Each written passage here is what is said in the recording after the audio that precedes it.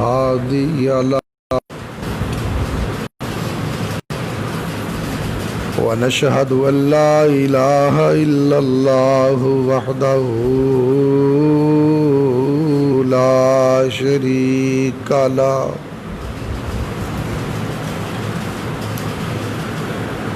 ونشهد أن محمدا عبده ورسوله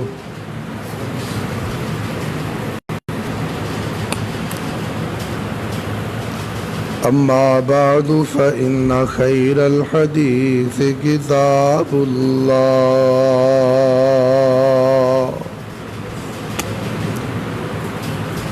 وخير الهدي هدي محمد صلى الله عليه وسلم وشر الأمور محدثاتها محدثة بدعة وكل بدعة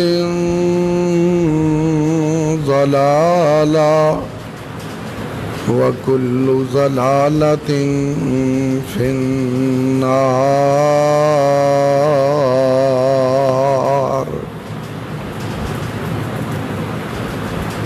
اللهم صل على محمد وعلى آل محمد كما صليت على إبراهيم وعلى آل إبراهيم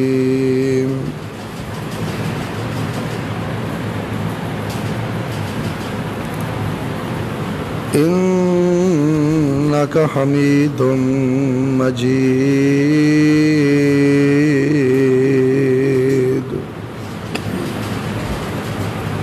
اللهم بارك على محمد وعلى آل محمد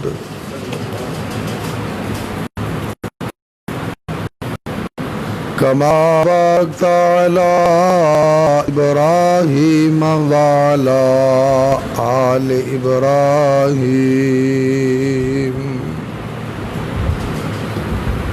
إنك حميد مجيد. رب اشرح لي صدري ويسر لي أمري واحلل عقدة من لساني يفقهوا قولي. رب زدني علما رب زدني علما رب زدني علما. قال الله تبارك وتعالى في كلامه المجيد والفرقان الحميد. أعوذ بالله من الشيطان الرجيم. بسم الله الرحمن الرحيم.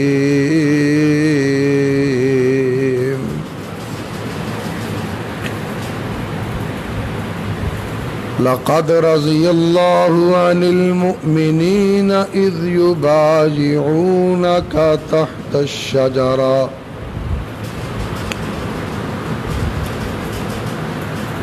فعلم ما في قلوبهم فأنزل السكينة عليهم وأثابهم فتحا قريبا.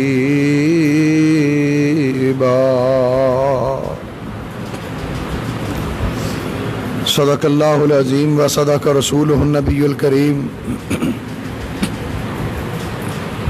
ہر قسم کی حمد و ثنا، تعریفات، تسبیحات، تمجیدات، اچھے اچھے کلمات و القابات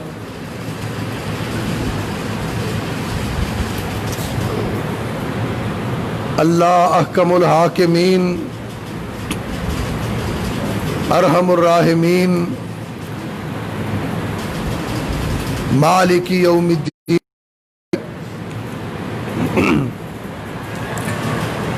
جو پوری کائنات کا اکیلا ہی پیدا کرنے والا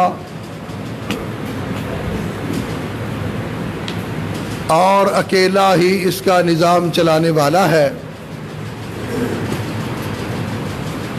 ہر قسم کے نفع اور نقصان کا صرف اللہ ہے، اولاد عطا کرنے والا، رزق عطا کرنے والا، صحت اور تندرستی کا مالک صرف اللہ ہے، اقتدار کا مالک صرف اللہ ہے، جس کو چاہتا ہے عزت عطا کرتا ہے، جسے چاہے ذلتوں سے ہم کنار کر دے، کوئی اس کو پوچھنے والا نہیں، وہ چاہے تو تخت سے اٹھا کے تختہ دار پہ لٹکا دے، اور چاہے تو تختہ دار سے اتار کے تخت پہ بٹھا دے، کوئی اس کو پوچھنے والا نہیں، اس کے اقتدار میں، اس کے اختیار میں کوئی اس کا شریک نہیں، کوئی اس کا ساجی نہیں، کوئی اس کا ہمسر نہیں۔ اللہ کی حمد و ثنا کے بعد درختوں کے پتوں، پھولوں کی پتیوں، پانی کے قطرات، ریت کے ذرات سے بھی زیادہ درود و سلام ہوں میرے اور آپ کے پیارے آقا، میرے اور آپ کے پیر و مرشد، امام الانبیاء، خاتم الانبیاء، نبی الانبیاء، جناب محمد الرسول اللہ صلی اللہ علیہ وآلہ واصحابہ وسلم کی ذات اقدس و مقدس پر، کہ جنہیں کائنات کے رب نے ساری کائنات سے اعلیٰ، اولا، بالا، کامل، مکمل، اکمل، حسین اور احسن بنا کر مبعوث فرمایا۔ وہ چندہ کا روپ، وہ دھرتی سروپ، وہ مثل آفتاب و مہتاب، کہ جس جیسا خوبصورت، جس جیسا خوبصیرت آج تک نہ کسی ماں نے جنا ہے، اور نہ قیامت کی صبح تک کوئی ماں جنم دے سکتی ہے۔ اس کے بعد کروڑوں رحمتیں ہوں حضرات صحابہ کرام، ازواج مطہرات، ائمہ اہل بیت، سلف صالحین اور ہمارے والدین پر۔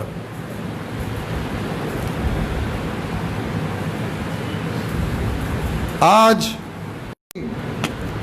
جن کا نام تھا ام حکم، مشہور نام، لیکن اصل نام تھا بیضا، جناب عبداللہ کے ساتھ پیدا ہوئی، اکٹھے جڑواں تھے دونوں بہن بھائی، اور جناب عبداللہ کی بہن جو آپ کے ساتھ پیدا ہوئی ام حکم، ان کی بیٹی عروہ، وہ والدہ تھی حضرت عثمان غنی رضی اللہ تعالی عنہ کی۔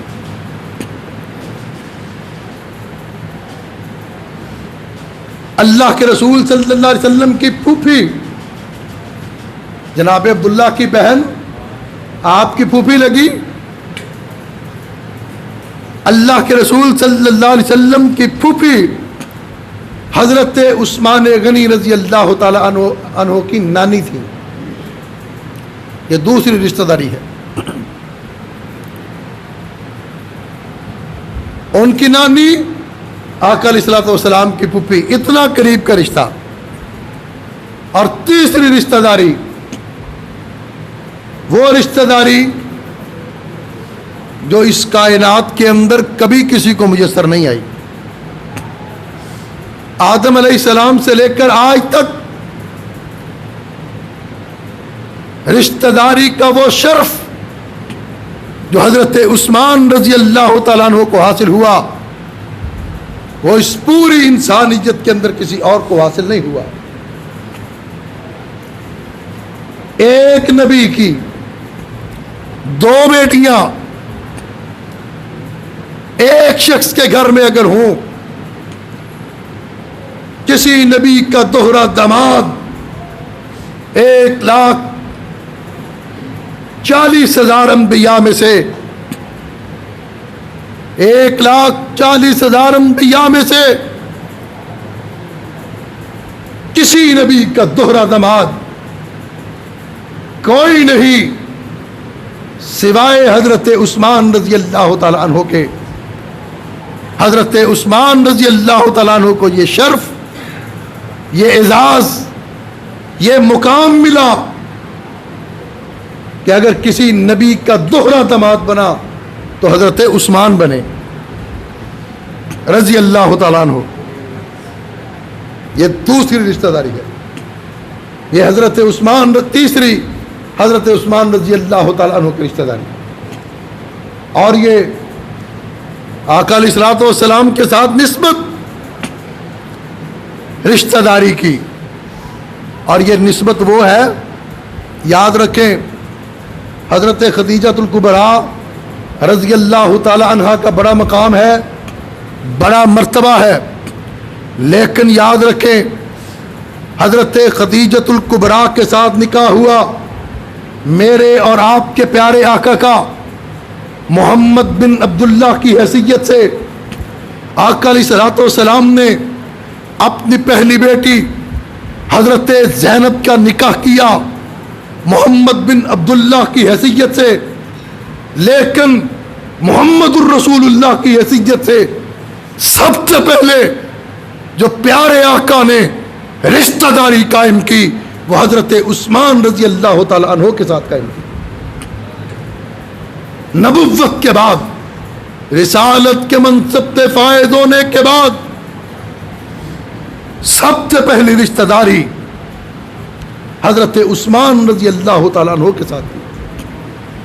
اور نبوت کے منصب پر فائز ہونے کے بعد، رسالت کے منصب پر فائز ہونے کے بعد، وما ينطق عن الهوى ان هو الا وحی یوحی، اس منصب پر فائز ہونے کے بعد آقا جب بھی بولے اپنے رب کی مرضی سے بولے، اللہ کی مرضی سے بولے. آپ نے جو رشتہ بھی کیا اپنے رب کی مرضی کے ساتھ کیا. جب پہلی بیٹی کا رشتہ ہوا، پہلی بیٹی حضرت رقیہ رضی اللہ تعالی عنہا بیمار ہوئیں، وفات پا گئیں. وفات پانے کے بعد آقا علیہ الصلوۃ والسلام نے دوسری بیٹی کا رشتہ دے دیا حضرت ام کلثوم رضی اللہ تعالی عنہا کا. جنگ بدر، صحابہ کے اندر لڑنے کا جذبہ، جہاد کا شوق، ایک ولولہ، ایک امنگ، ایک ترنگ. سارے صحابہ اس جنگ میں جانے کے لیے بے چین بھی ہیں، بے قرار بھی ہیں. حضرت عثمان غنی رضی اللہ تعالیٰ عنہ بھی بے چین. مکہ والوں کے ظلم و ستم کا مقابلہ کرنے کا، بدلہ لینے کا وقت آیا. ان کے ظلم و ستم کے بادلوں کو ختم کرنے کا وقت آیا. حضرت عثمان رضی اللہ تعالیٰ عنہ تیار. رب ذوالجلال نے آسمان سے جبریل امین کو بھیجا. جبریل جاؤ میرے محبوب سے کہہ دو کہ میرے محبوب عثمان کو کہو وہ تمہاری بیٹی کی تیمارداری مدینے میں رہ کے کرے، میں عرش والا رب اس کو بدر کے غازیوں میں شمار کروں گا. حضرت عثمان رضی اللہ تعالیٰ عنہ وہ عثمان جنہوں نے بدر میں شرکت نہیں کی لیکن بدر کے شرکاء میں ان کا نام آتا ہے، وہ مقام جنہوں نے بدر کی لڑائی نہیں لڑی لیکن بدر کے مال غنیمت میں وہ حقدار قرار پائے، جو بدر کے میدان میں نہیں گئے لیکن اللہ نے ان کو بدر کے غازیوں میں شمار کیا۔ یہ حضرت عثمان رضی اللہ تعالیٰ عنہ کا مقام، یہ شرف، کیا یہ شرف کم ہے کہ وہ آپ کے داماد اور دوہرے داماد، آپ تلاش کریں اپنے داماد کو، آپ کا داماد شریف ہے، آپ کا داماد امانت دار ہے، آپ کا داماد دیانت دار ہے، جس کو آپ اپنی بیٹی کا ہاتھ پکڑائیں وہ صحیح ہے، اور جس کو نبی نے اپنی ایک نہیں دو بیٹیوں کے ہاتھ پکڑائے وہ کیسے غلط ہو گیا، وہ کیوں صحیح نہیں؟ اور پھر دو بیٹیوں کے ہاتھ نہیں پکڑائے، دو بیٹیوں کا رشتہ نہیں دیا، جب دوسری بیٹی فوت ہوئی حضرت عثمان غنی رضی اللہ تعالیٰ عنہ کی آنکھوں سے آنسو جاری ہو گئے۔ پیارے آقا صلی اللہ علیہ وسلم تشریف لائے، حضرت عثمان غنی رضی اللہ تعالیٰ عنہ کی آنکھوں سے ٹپکتے ہوئے آنسوؤں کو دیکھا، فرمایا عثمان تم نے میری بیٹیوں کے ساتھ جو وفا کی، جو ان کو محبت دی، جو ان کو تم نے سکون پہنچایا، عثمان میری دو بیٹیاں ہیں تیرے نکاح پہ دے دی، تیسری کا نکاح حضرت علی کے ساتھ ہو گیا اور محمد کی بیٹی نہیں۔ عثمان جو تیرا رویہ، تیرا سلوک محمد کی بیٹیوں کے ساتھ تھا، دو ہے، میری 40 بیٹیاں بھی ہوتی میں یک کے بعد دیگرے عثمان تیرے نکاح میں دے دیتا۔ ایک کی بات نہیں کی، دو کی 10 کی بات نہیں کی۔ حدیث پاک کے اندر آتا ہے آقا علیہ الصلوۃ والسلام نے فرمایا عثمان یہ تو دوسری بیٹی فوت ہوئی ہے، میری 40 بھی ہوتی میں یک کے بعد دیگرے تیرے نکاح میں دے دیتا۔ جس شخص کے ساتھ نبی خواہش کرے میری 40 بیٹیاں بھی ہوں میں یک کے بعد دیگرے عثمان کے نکاح میں دوں، اس شخص کی عزت، عظمت اور اس کی شان کے کیا کہیں۔ اور پھر یہی نہیں کہ آقا علیہ الصلوۃ والسلام آپ کے ساتھ محبت کرتے، آپ کے ساتھ پیار کرتے اور 40 بیٹیوں کا اعلان کرتے۔ حضرت عثمان غنی رضی اللہ تعالیٰ عنہ نے بھی وفا کا، آقا علیہ الصلوۃ والسلام کے ساتھ محبت کا حق ادا کر دیا، ہجرت کر کے مدینہ تشریف لائے، اور مدینہ ہجرت سے پہلے حضرت عثمان غنی رضی اللہ تعالیٰ عنہ نے اپنی بیوی حضرت رقیہ رضی اللہ تعالیٰ عنہ کے ساتھ حبشہ کی طرف ہجرت کی۔ اس مہاجرین کے قافلے کے اندر اگر کوئی مسلمان جوڑا تھا تو حضرت عثمان اور حضرت رقیہ کا جوڑا تھا۔ حضرت ابراہیم علیہ السلام کے بعد 6000 سال کے بعد حضرت ابراہیم علیہ السلام تھے جنہوں نے ایک مسلمان جوڑے کی حیثیت سے ہجرت کی۔ حضرت ابراہیم کی وفات کے بعد 6000 سال کے بعد اگر کسی جوڑے نے اللہ کی راہ میں ہجرت کی تو 6000 سال کے بعد وہ سب سے پہلا جوڑا حضرت عثمان اور حضرت رقیہ رضی اللہ عنہما کا جوڑا تھا۔ 6000 سال کے بعد انہوں نے ہجرت کی۔ اور پھر دوسری ہجرت حضرت عثمان رضی اللہ تعالیٰ عنہ نے مدینہ پاک کی طرف کی، مدینہ میں ہجرت کی۔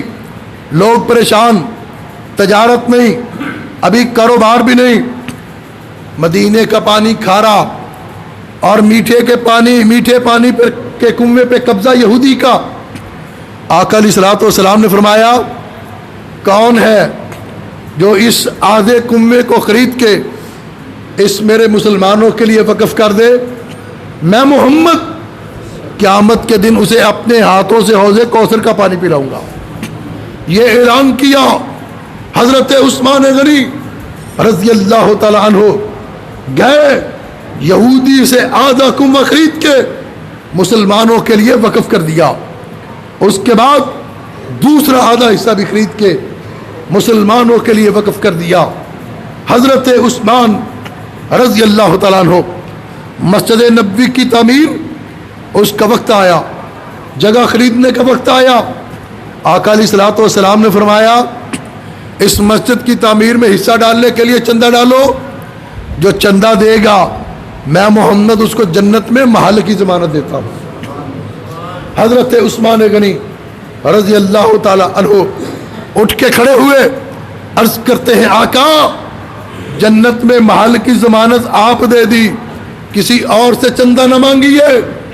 مسجد نبوی کی جگہ خریدنے کے لیے جتنا خرچہ آئے گا عثمان اکیلا اٹھائے گا، سارا خرچہ عثمان اکیلا ادا کرے گا، ساری رقم عثمان رضی اللہ تعالی عنہ نے اکیلے اپنی جیب سے ادا کر دی۔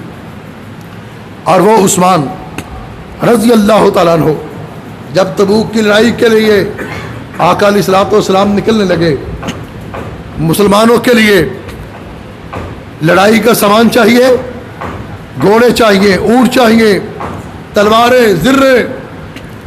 آقا علیہ الصلوۃ والسلام نے فرمایا کون ہے جو اللہ کی راہ میں اونٹ وقف کرے، 100 اونٹ قربان کرے، میں محمد اس کو جنت کی ضمانت دیتا ہوں۔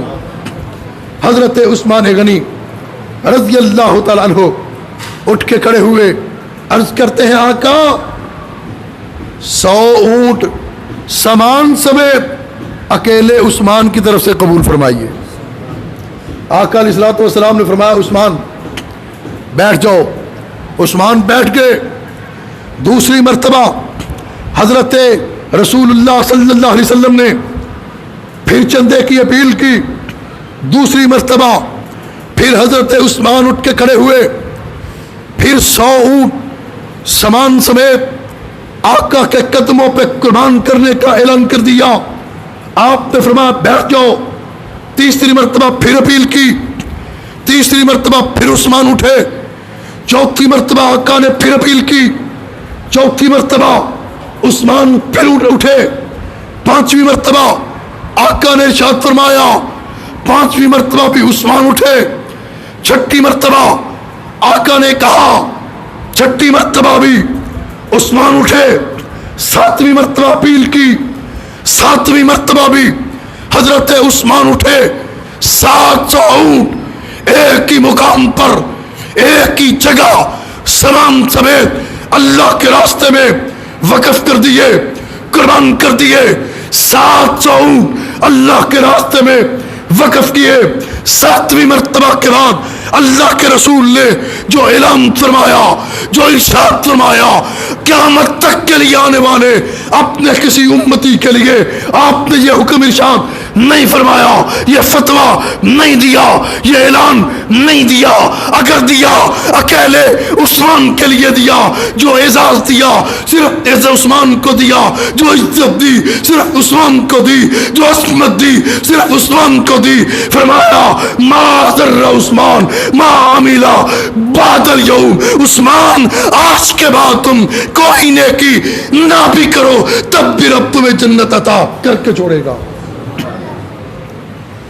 یہ عثمان رضی اللہ تعالیٰ عنہ، کوئی نیکی نہ بھی کرو تب بھی عثمان جنت تمہاری ہے۔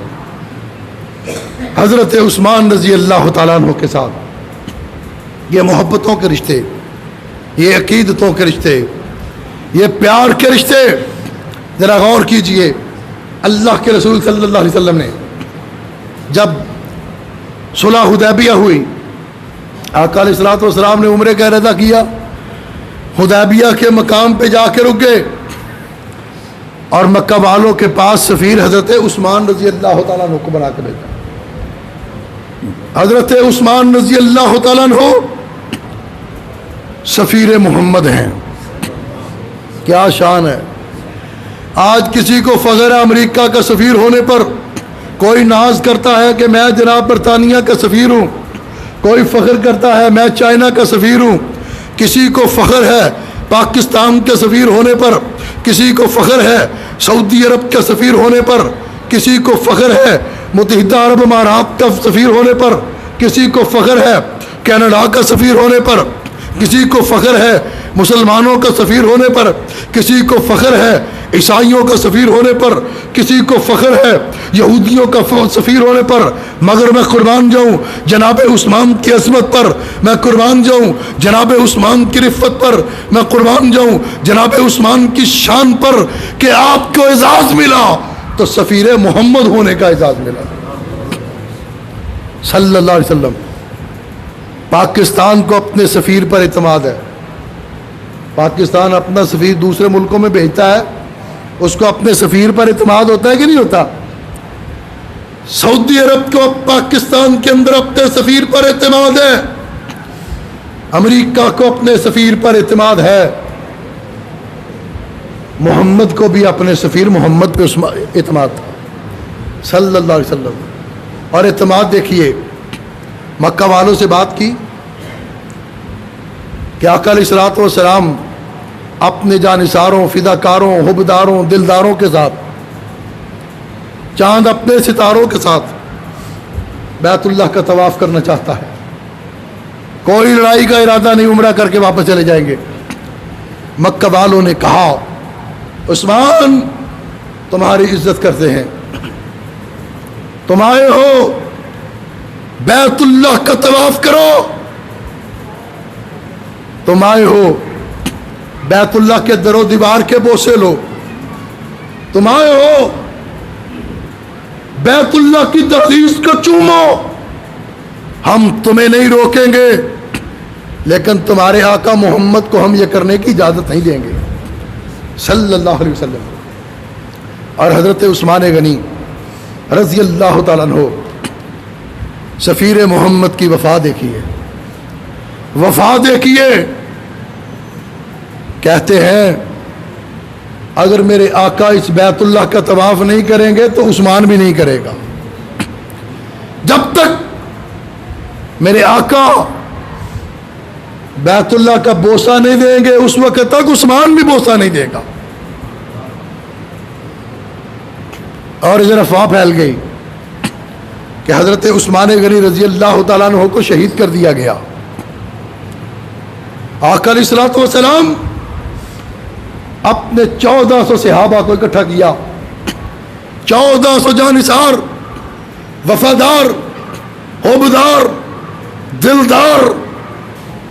فرمایا ہم اس وقت تک واپس نہیں جائیں گے جب تک عثمان کے خون کا بدلہ نہیں لے لیتے. عثمان کے خون کا بدلہ، عثمان کا انتقام لیے بغیر واپس نہیں جائیں گے. 1400 صحابہ نے موت کی بیعت کی، موت کی بیعت کی.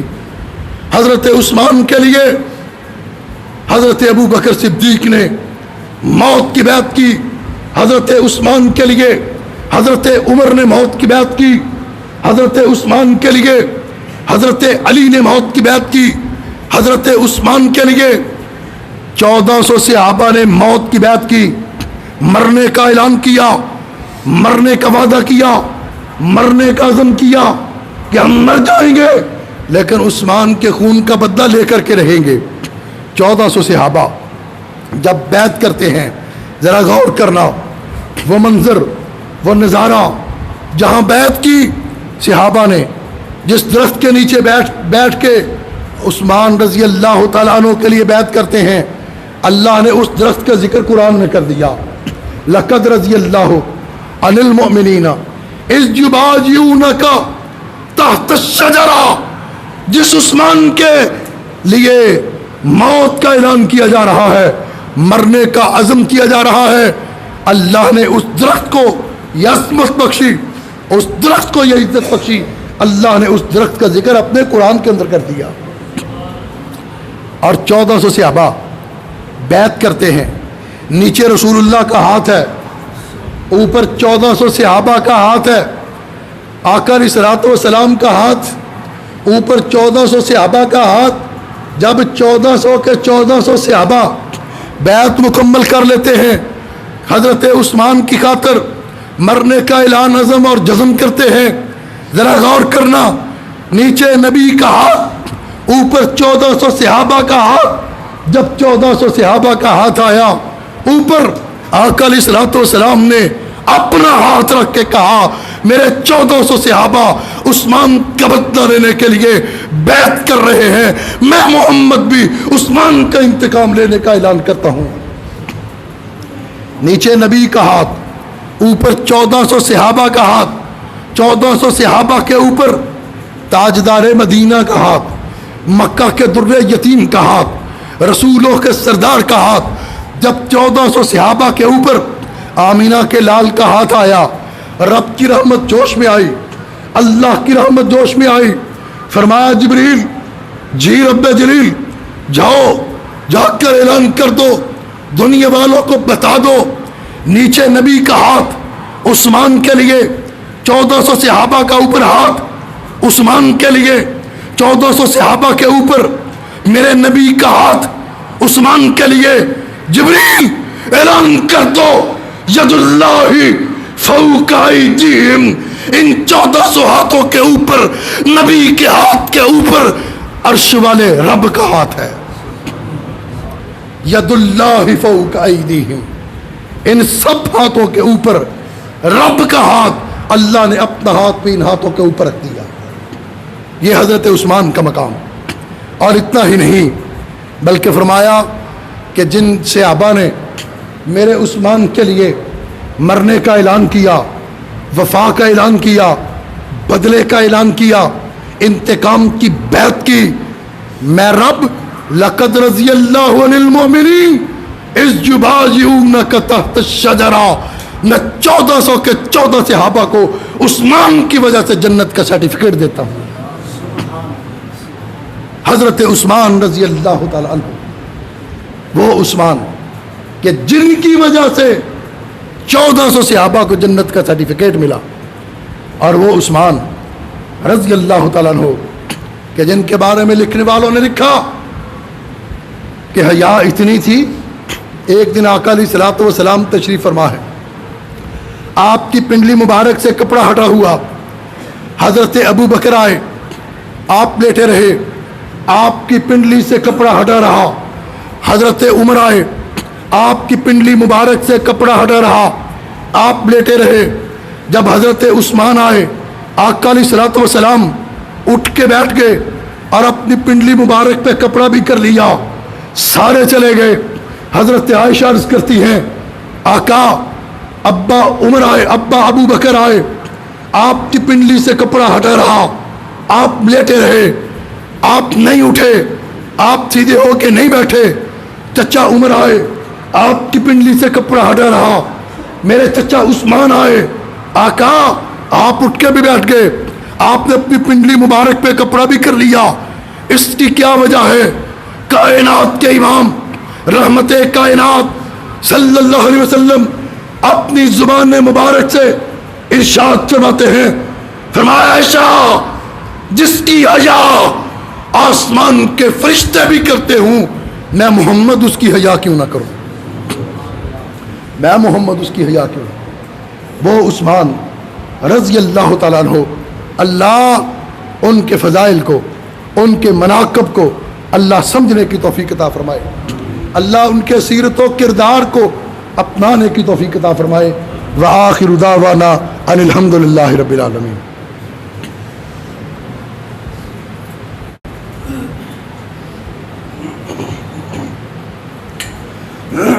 الحمد للہ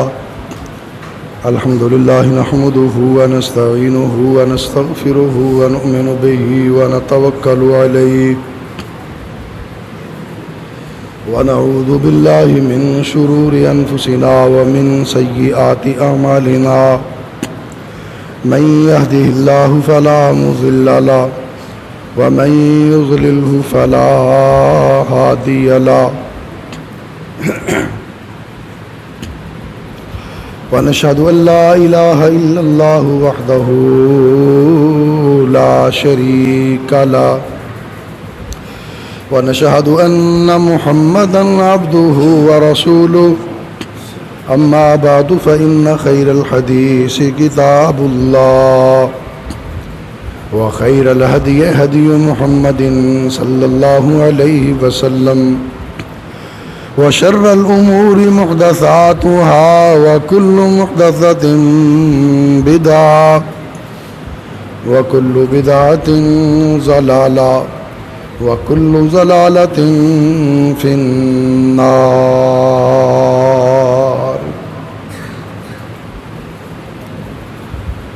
حضرات،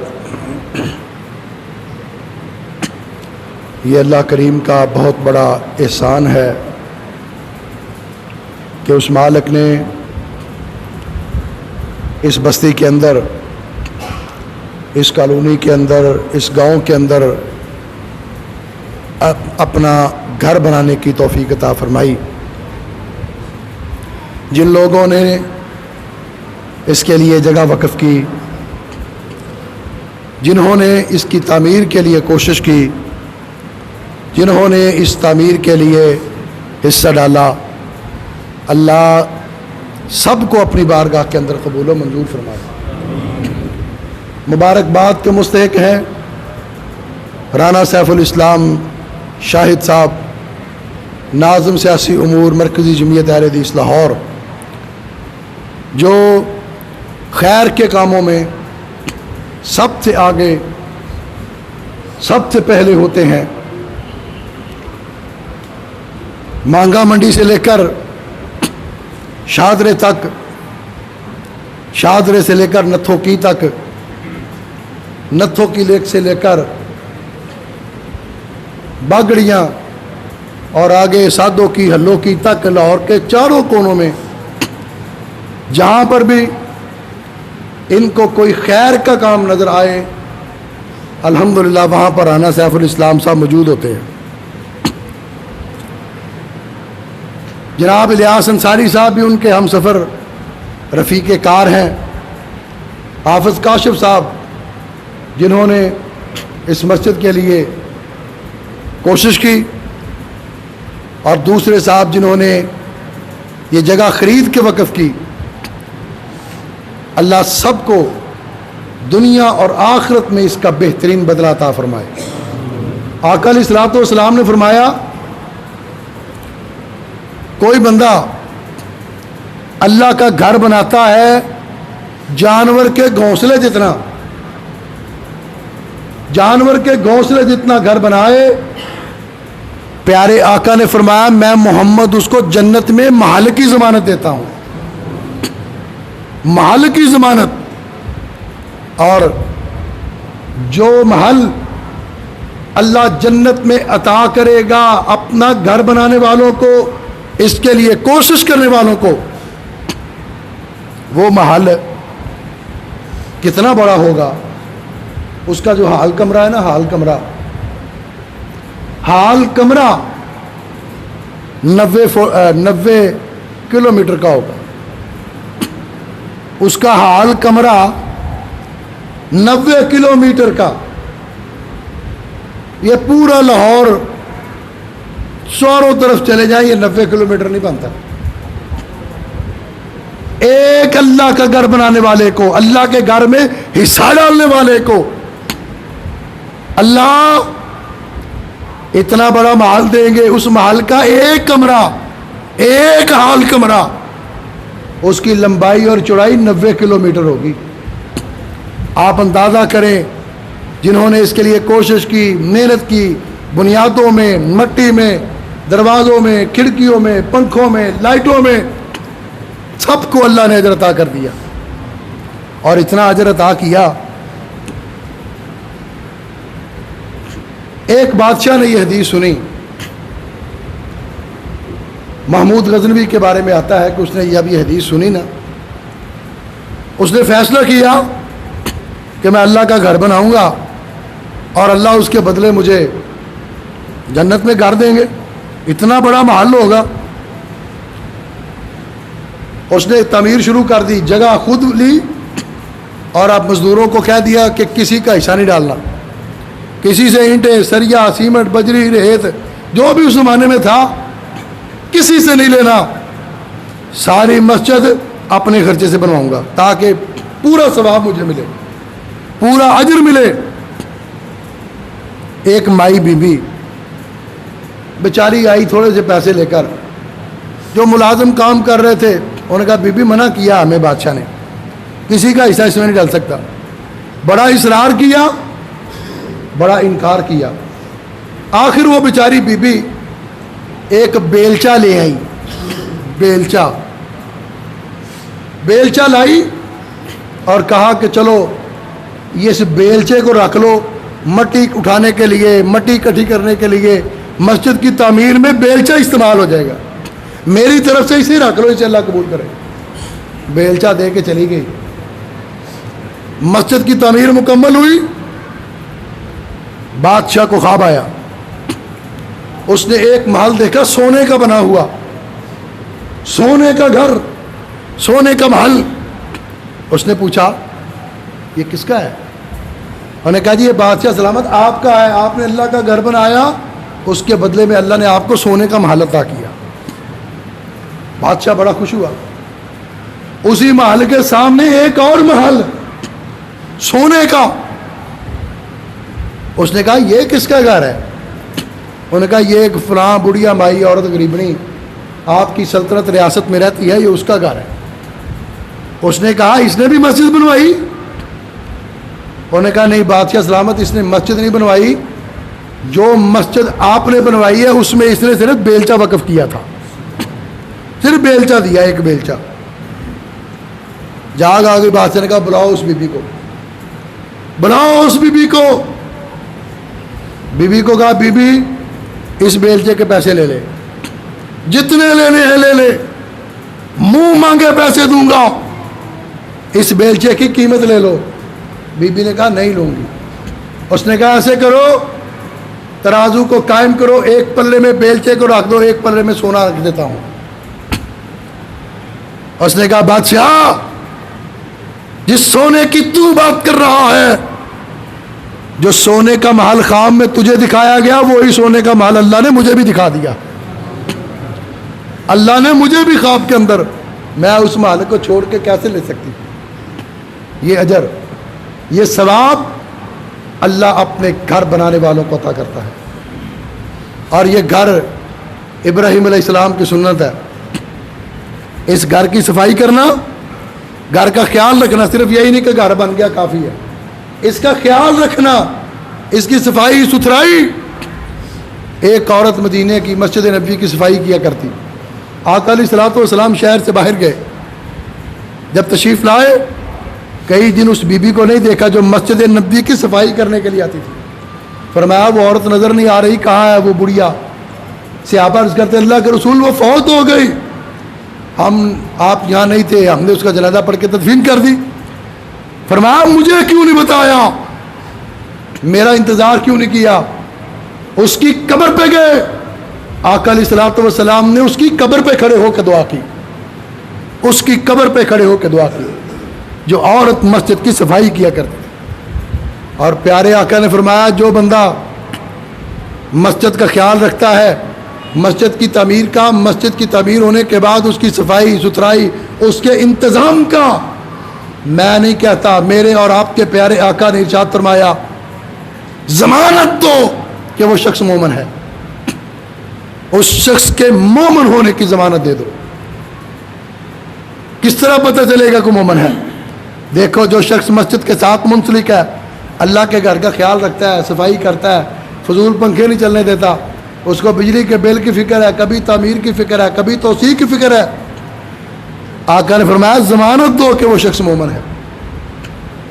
یہ مسجد اللہ کا گھر ہے، اور مسجد کی تعمیر کے بعد ابراہیم علیہ السلام نے اور اسماعیل علیہ السلام نے کیا دعا کی تھی؟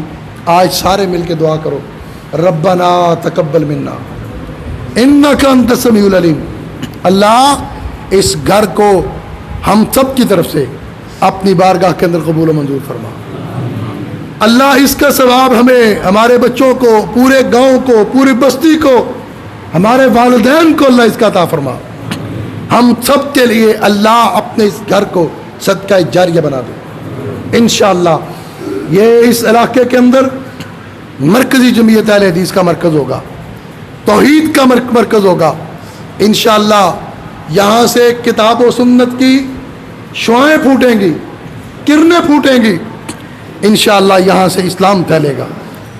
اور میں شکریہ ادا کرتا ہوں مرکزی جمعیت اہل حدیث پاکستان کے ناظم اعلیٰ جناب ڈاکٹر حافظ عبد الکریم صاحب کا، جنہوں نے اس کی تعمیر میں دلچسپی لی اور پورا تعاون کیا۔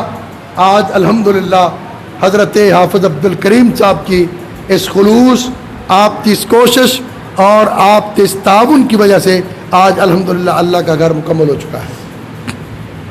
دعا کریں اللہ ناظم اعلیٰ مرکزی جمعیت اہل حدیث پاکستان حافظ عبد الکریم صاحب کو صحت والی، ایمان والی اللہ لمبی زندگی عطا فرمائے۔ اللہ ان کا سایہ ہمارے مسلک پر، ہماری جماعت پر تا دیر سلامت رکھے۔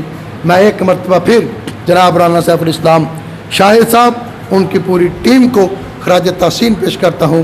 اللہ ان کے ہر عمل کو اپنی بارگاہ کے اندر قبول و منظور فرمائے۔